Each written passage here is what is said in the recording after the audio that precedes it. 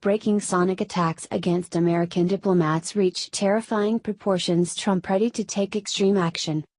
The bizarre sonic attacks against diplomats began in Cuba, but have now spread to other countries with over 200 illnesses reported.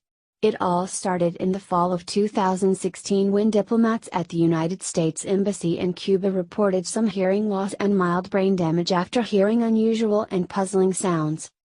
SHTFPlan originally detailed the symptoms experienced by U.S. diplomats in Cuba back in September of 2017.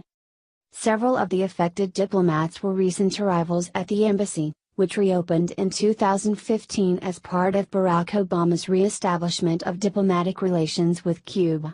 The Daily Mail reported that one diplomat described being jolted awake in a Havana hotel room by a grinding, blaring cacophony.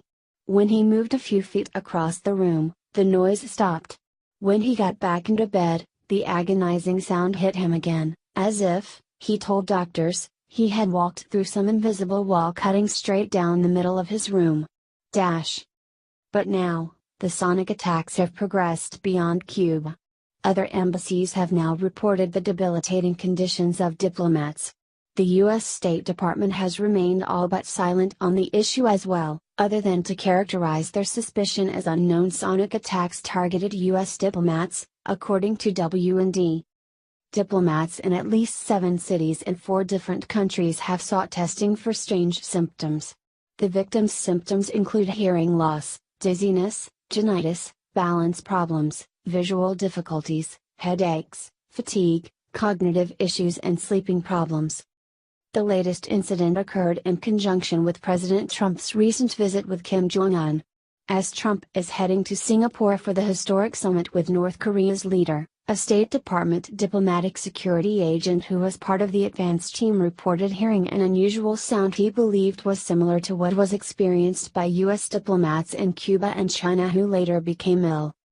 The government employee experienced the symptoms from late 2017 until April of 2018, according to the U.S. State Department.